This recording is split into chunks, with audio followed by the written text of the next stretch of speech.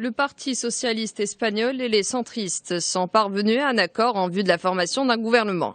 Le texte de l'accord a été signé hier au Congrès par les chefs des deux partis. Le pacte implique donc que les centristes de Ciudadanos, qui représentent une quarantaine de voix au Parlement, votent en faveur de l'investiture du socialiste Pedro Sánchez au poste de Premier ministre. Ce dernier doit réunir suffisamment de soutien pour être investi la semaine prochaine par le Parlement. La tâche est ardue, les élections législatives du 20 décembre ayant laissé un paysage politique fragmenté entre 4 grandes formations, dont aucune n'a assez d'élus pour diriger seule.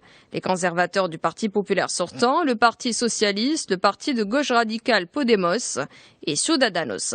Le texte de l'accord énumère 200 réformes visant notamment à apporter une régénération démocratique à un pays miné par la corruption. Il contient l'engagement de limiter les hausses d'impôts, une réforme du droit du travail, un plan d'urgence sociale pour les défavorisés, alors que le taux de chômage dépasse encore 20% selon Sánchez.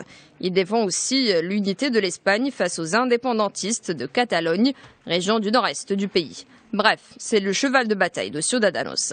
Ce programme suppose la limitation à 2 mandats de la présidence du gouvernement. Il implique surtout, selon Antonio Hernando, la principale négociateur des socialistes, que les libéraux promettent leurs 40 voix à Pedro Sánchez au cours du débat parlementaire pendant lequel il tentera d'être investi président du gouvernement, ce qui lui assurera 130 voix sur 350. Ce débat interviendra à partir du 1er mars et Pedro Sánchez a encore beaucoup de chemin à parcourir pour obtenir l'investiture.